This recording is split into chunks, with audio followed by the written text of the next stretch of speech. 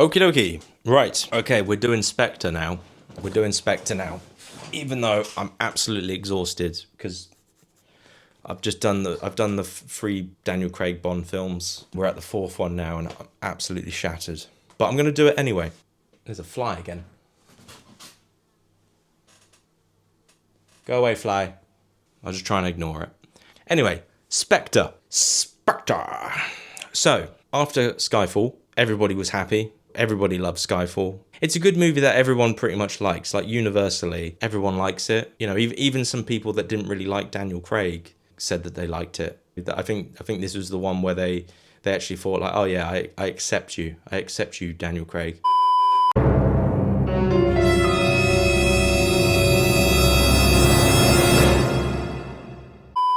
So going into Spectre, they brought back Sam Mendes, which, you know, it's a smart move because obviously you want to try and recreate that same success. They bring everybody back. Ralph Fiennes is the new M. Judi Dench is no longer with us.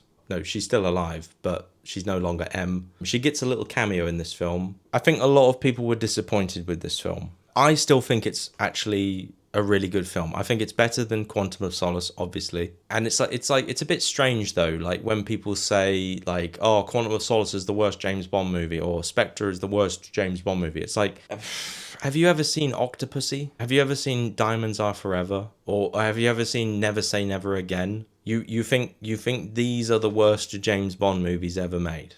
Is that what you're saying? So you think Live and Let Die and Thunderball are better than this? Never mind. I'm not going to get into that. But people don't like this film. I mean, okay, yes, you've got Blofeld in this film, you've got Spectre in this film, and a lot of people don't like it for that reason. They don't like it because of the whole James Bond Blofeld thing, where they're sort of stepbrothers, like Will Ferrell and John C. Reilly. They think that the whole reason why Blofeld, or in the film he's called Oberhauser, and until it's revealed that he's taken a new name called, you know, Blofeld. But like they think that the whole reason for him being where he is and who, you know, his evil plan and everything like that, they think that just because James Bond was adopted by his dad and then James Bond, like a cuckoo bird, sort of took over the nest, if you know what I mean, sort of like, and you know, Christoph Waltz, Oberhauser, got kind of pushed to the side, so he's kind of like jealous. I don't think that's all fully the reason, and a lot of people think it's a bit far-fetched and a bit sort of silly. But it's like, have you ever seen Moonraker? Have you ever seen Octopussy, where James Bond dresses up like a clown? It's like, it's not that ridiculous, to be honest with you. It's not that ridiculous because it's like, okay, yeah, it's a bit of a coincidence.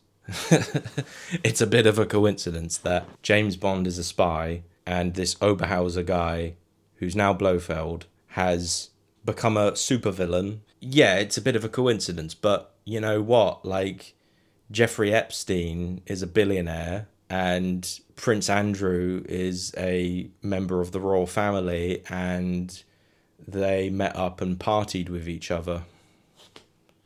Coincidence? Oh, that's far-fetched. I don't know what point I'm trying to make there, but the whole point is, like, it's not, I feel like people kind of misunderstand it a little bit. Like, it's like they're in this world, you know. James Bond, he obviously had some rich parents, then he was adopted by Christoph Waltz's dad. Yeah, James Bond was an orphan and then became a spy and all that sort of stuff, but I feel like he was born into this world, if you know what I mean. He wasn't just sort of like, you know, his parents weren't just admins, you know, working for a charity or whatever. I think they were aristocracy.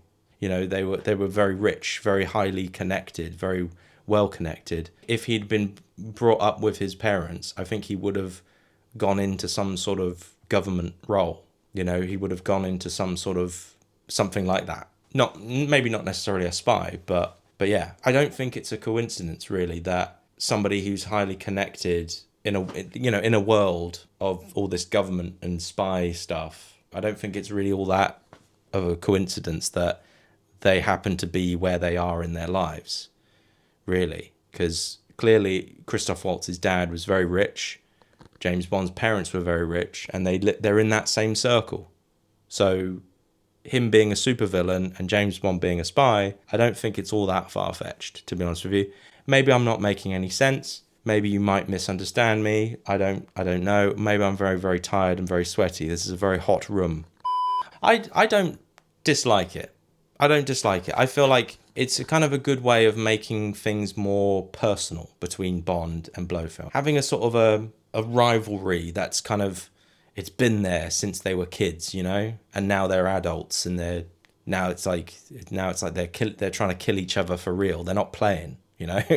I also don't think that's what Christoph Waltz set out to do. I don't think he was just like, right, Vesper, boom, I'm gonna kill her. You know, Judi Dench, boom, I'm gonna kill her. Ha ha ha ha ha. Bond, I've ruined your whole entire life. Ha ha ha. You know, they happen to be in the same circle. They're in that world. You know, that underworld of spies and governments and stuff. Anyway, I'm not going to talk about that anymore. I'm going to talk about the rest of the film. I think that's the major thing that people have an issue with.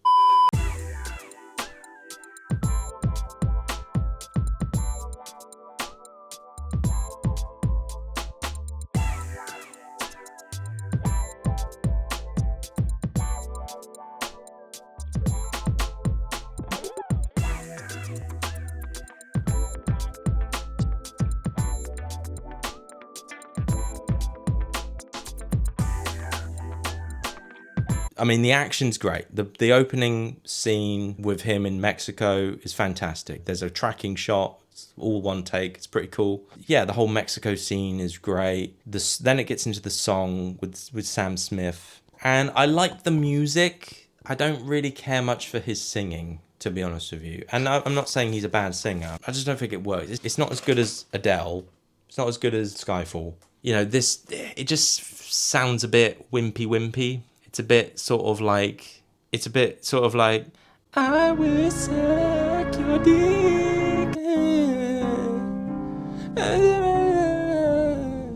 And I feel like we needed a different kind of song for this film. I feel like they could have done better. But the actual music, like the score, I think is pretty good. Like Thomas Newman again is back again. It's not the best song, but it's okay. You know, it's not as good as Adele. But anyway, enough about that. The cast, obviously you've got Ralph Fiennes back as M, you've got Ben Whishaw as Q, who's great. He has a lot more to do in this film. And then you've got Moneypenny, she's great. And then of course as well, I shouldn't not mention this, but like Rory Kinnear as Tanner, he's great. He's a good actor. I like him a lot. But yeah, he's a good actor. Yeah, Christoph Waltz. They build up his character, I think, really, really well. You know, when Bond goes to Italy and he bangs Monica Bellucci. And like I would say as well, his performance, like Daniel Craig's performance, like he feels very relaxed in the role. You know, feels more like, yeah, I'm Bond now. I know what to do. And actually, this is his like most coldest and badass I think he's ever been. Like, because in the scene where you first meet Monica Bellucci, like he takes out some dudes.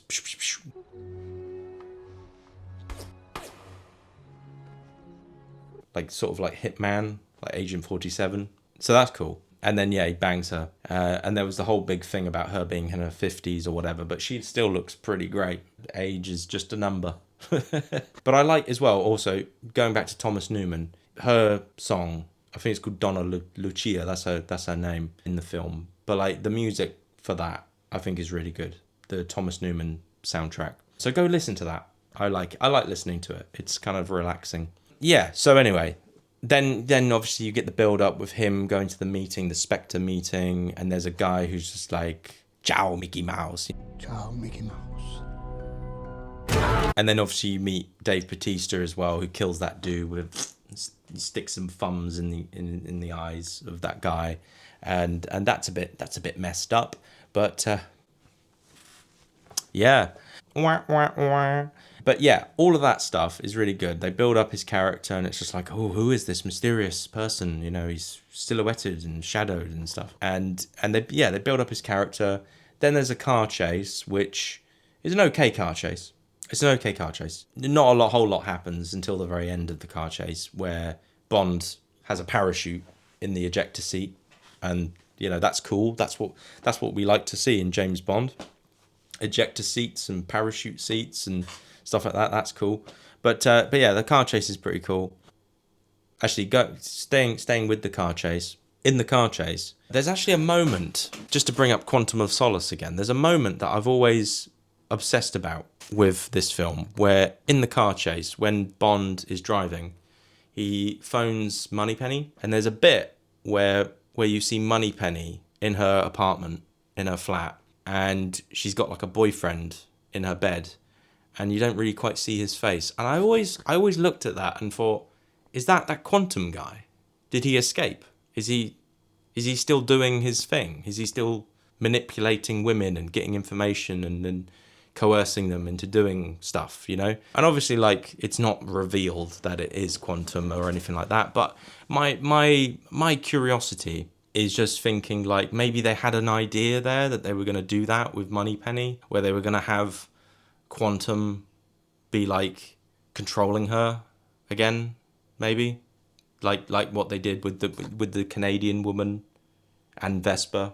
Were they going to do that? I don't know, but my brain just thinks like that. Where I saw like this, you know, this boyfriend. He's in bed, and he's got that kind of similar accent, and his face is covered. You don't really see him, and it's just like, is that him? Is that the Quantum guy?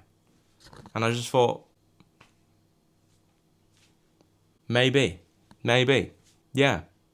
But anyway, yeah, after that car chase, later on, Bond gets into a fight on the train with Dave Bautista. That scene is great. That's a great little fight scene. It's really brutal. I like the bit where Bond goes to like that resort in the mountains in the Alps. That's cool. I like that. Where he's flying the plane, and then he meets Madeline.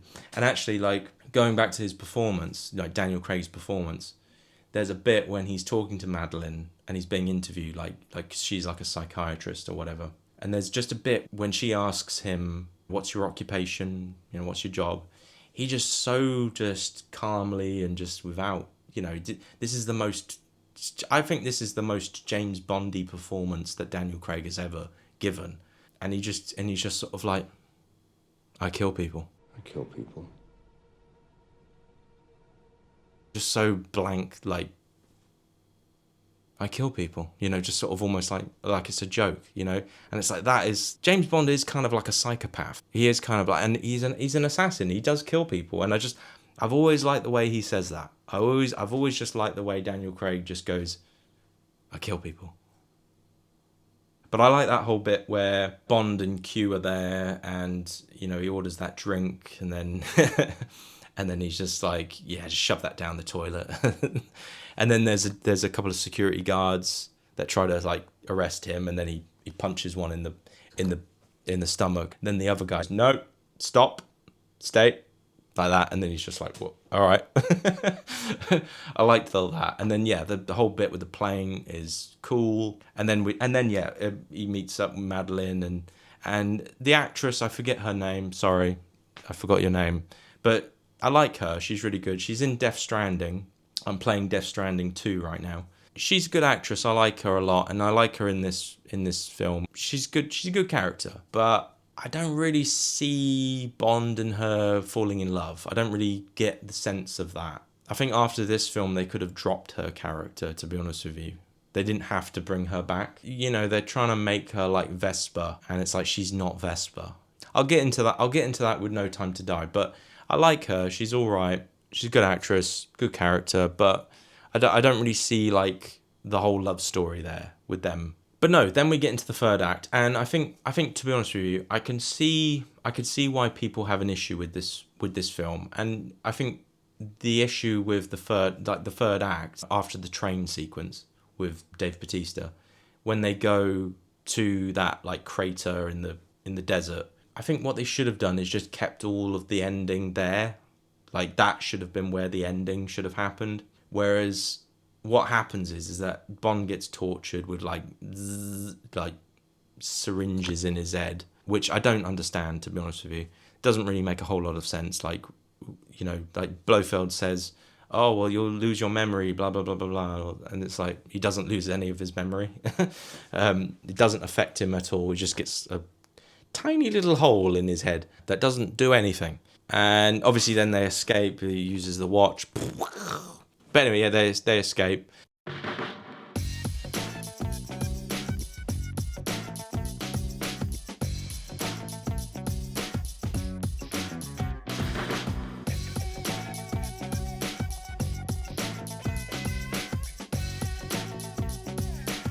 Then after that, it goes to London, and then that's where the rest of the film takes place.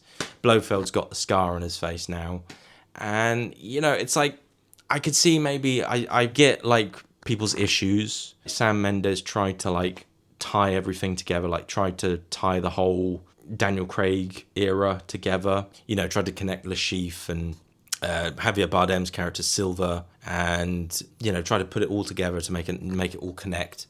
And I sort of feel like maybe you shouldn't have done that. Maybe that was a bit pointless. And then we get the ending's not bad, but it's just I feel like they should have just wrapped it all up in that crater in the desert. Like what should have happened is like M should have got some like commandos together and then attacked the base with like like in You Only Live Twice, where like the ninjas showed up, and then they should have had that music, the da da da da da da da, all the troops show up. That's what they should have done. But instead they go to London, and then Bond is trying to find Madeline. She got captured, blah blah blah blah blah, and then it ends with like Bond shooting at a helicopter with his little PPK gun, which again, it's like, it's the PPK, okay, fine. I don't really understand why the helicopter couldn't just fly up a little bit more, just go up, and, Bond would have missed. But, like, yeah, he takes down the helicopter with his little PPK. And then, at the end, he's on the bridge, he has a chance to kill Blofeld, to shoot him in the head, and then he doesn't.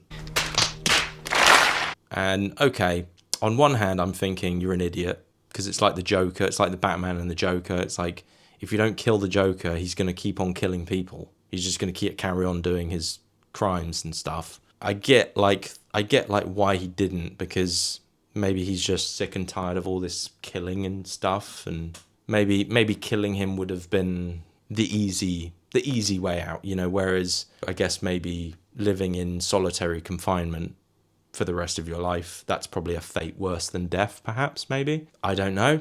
But it's a different kind of ending, because every single time with James Bond, when he's come up against a villain, it's always like he kills him in a funny kind of way.